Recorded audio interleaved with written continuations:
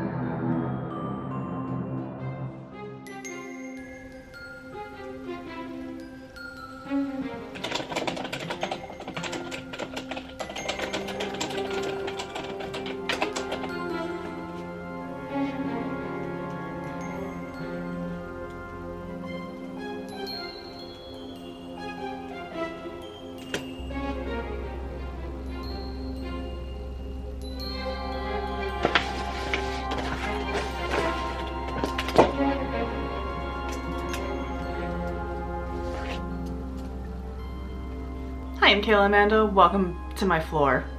It's Tuesday after work and I just didn't have it in me to do the whole filming setup. So we're gonna hang out at the lower shelves of my bookcase, which is young adult fiction. I have an English degree and also books by people who I know and love, or about people who I know and love. This is my mom. So I started rereading my manuscript on Saturday and a couple of things have come up around that. The Thursday before, I forced myself to take a day off. I really wanted to have my outline and my timeline as a hard copy so that I could write on them. Writing on a physical piece of paper helps my brain hold on to information sometimes, but my printer doesn't work, so I asked a friend to print it for me, and I was expecting to not get it until Friday morning. But they came through and they got it to me on Thursday after I'd already decided to make that a non-writing day. But even after I had it, I ended up sticking to my I'm not writing today decision. And I think that was actually really good for me because I had decided not to write. I didn't feel any guilt around it. And it let me do some other things that I wanted to do without feeling like I was procrastinating from writing or that I was wasting time that would have been better spent writing, which I think was just like good for my brain. Similarly, on Sunday, I did my 1 day a week where I have no capitalism job and no writing. And that was really good for me. It felt weird to have like a whole day where I wasn't writing, especially because I was feeling inspired and I was feeling on a roll. But I ended up doing like all of my meal prep and a bunch of laundry, and I got some TV watching in and some reading, and it was, I think in the long run, really good for me. Taking breaks where I've decided not to write and I don't feel guilty for not writing, I think is gonna help me fight my burnout as opposed to just pushing as hard as I can and then not writing on days when I just don't have it in me anymore. And it's like by accident as opposed to on purpose. On purpose not writing doesn't feel like wasting time in the same way that realizing it's 10 p.m. I'm going to bed and I haven't even opened my Word document yet. Another thing is that on Friday I realized Scrivener doesn't let you track changes, which is baffling to me. I've actually never used Scrivener in a revision process. I've only ever used it to draft, and I love being able to drag my scenes around and being able to like nest them within other folders and keep things really clear and concise. My brain is so scattered that if I enforce a little order on myself, it helps me keep everything clear. But without being able to track changes, I had no idea how I was going to successfully edit this. I either have to decide for my editing process if I'm going to stay within Scrivener and be able to move scenes around, or if I'm going to export it from Scrivener and work out of another word processor. So in the end, I decided that I was in fact going to export from Scrivener. Currently, I've only exported Act 1 and I'm working on that in Google Docs where I can move it around from whatever computer I want to work on and I can track changes. At the end of Act 1, maybe I'll decide that it's better to work in Scrivener itself, but I really don't think so. I do love track changes as an option. The other big thing that I'm noticing is how impossible it is for me to just reread the manuscript.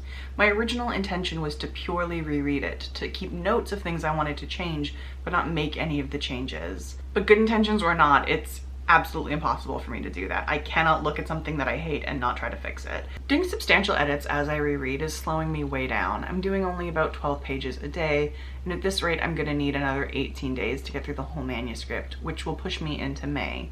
And my intention was to be revising in May. But I kind of am, right? Like, I'm not very good at breaking from my plan. My sort of chaos energy really likes making a plan and sticking to it. Otherwise, I find it easy to get lost and accomplish nothing. But I think in this case, I need to make an exception and give myself permission to make a new plan. Because it doesn't really matter if I do a 2-week reread and then start revising at the beginning of May, or if I do a much longer reread but I'm revising along the way. I think some of my fear around letting myself make substantive changes as I reread for the first time comes from this worry that in Act 2 or 3 I'll find something that makes me want to change Act 1 in some significant way, and I'll feel like I've already revised it, so I shouldn't change it. But books can have lots of drafts, and if I stay on track the way I am now, I can kind of conservatively say I should be done by mid-May, and that will leave me a whole month and a half to go back and make any other changes that I want to make after having reread the manuscript. The deadline I gave myself to getting things beta ready was the end of June, and I have lots of time for that. Even if my pace slows down significantly and it takes me until the end of May, I'll have a whole extra month to go back and make those changes. So I think this is one of those cases where I need to be a little bit more flexible with myself and give myself more room to maneuver, because I'm getting in my way by being persnickety. I have to stop that.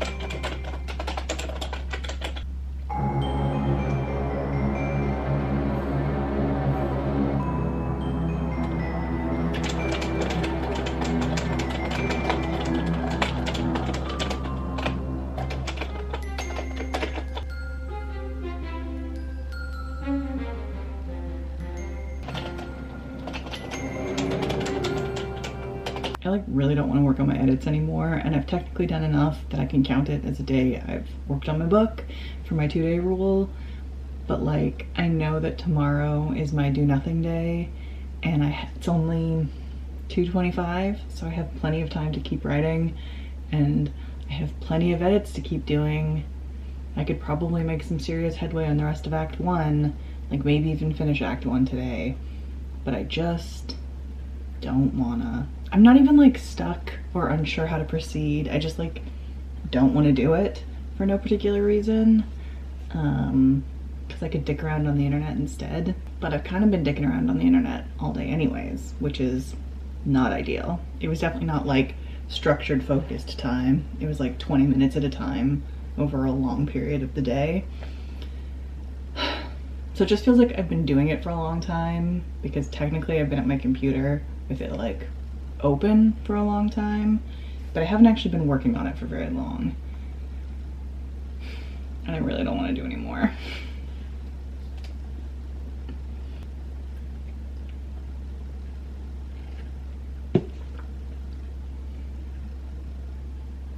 Okay, I'm gonna set a 20-minute timer and we'll see if that helps.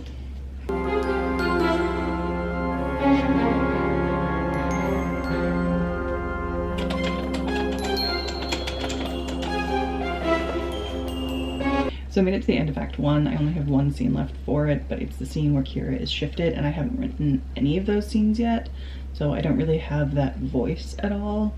And it's like kind of late in the day, and I don't have the brain to sort of develop a new voice for that and really get into it in a way that I think would be good enough for a second draft. So I'm going to leave that for Sunday Kayla's problem, because again, tomorrow is my fuck around and do nothing day. So yeah, I made it to the end of Act 1 in about a week, I think, which is making good progress. I did kind of have to bully myself into it today, but I think that's fine. At least I did it. I have a bunch of questions that I need to answer for myself for moving forward, and I have a couple of scenes that I don't know if they work like at all or if they just need to be scrapped entirely, including her first like intentional change from person to mountain lion, but I don't know, that might end up being something that I saved as a beta question, because I really don't know what I want to do with it, and I don't know what my alternative would be if I change it from what I have now. So yeah, but that's the end of my workday.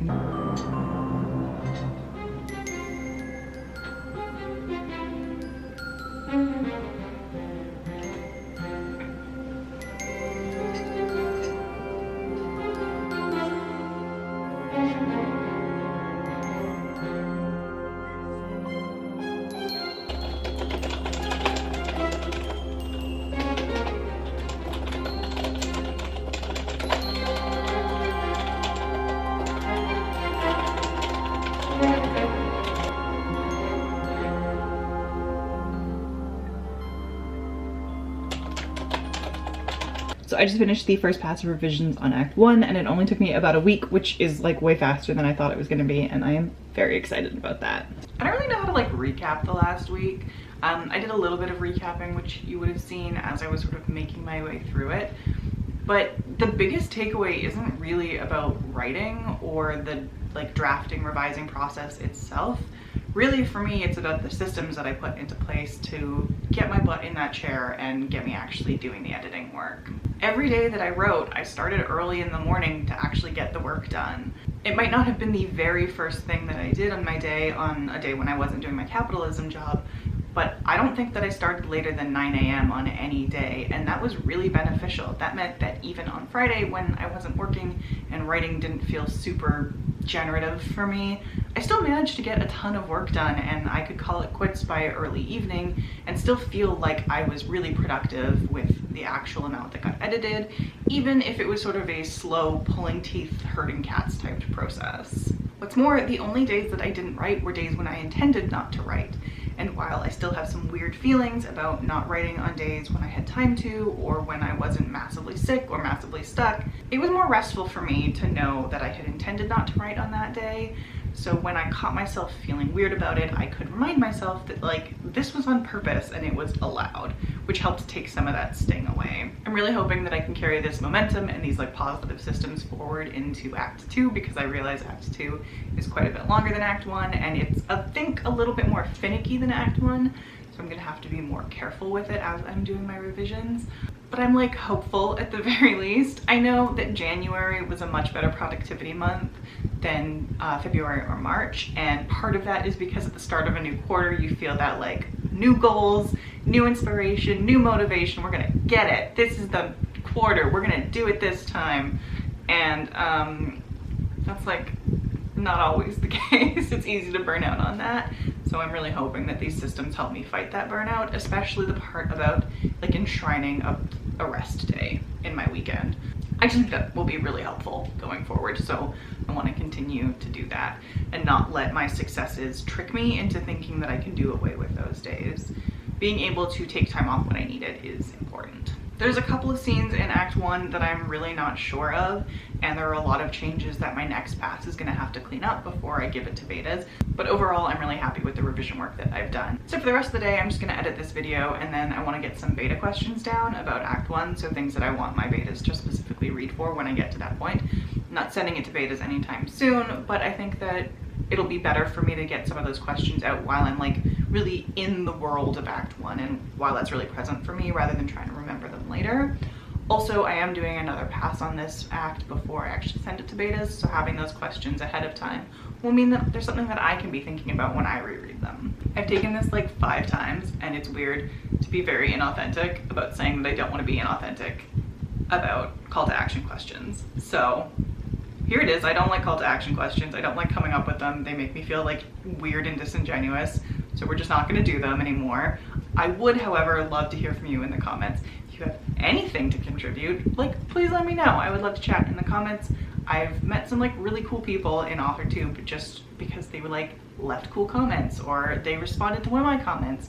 And I think that that's awesome. So if you have any questions or comments or complaints or concerns or anything like that, please do leave it below and I would love to chat with you. Otherwise, like, subscribe, do that good engagement shit. If you're looking for me anywhere else, I am pretty much everywhere as Kayla Amanda. That is KaylughManda, and I will see you next time.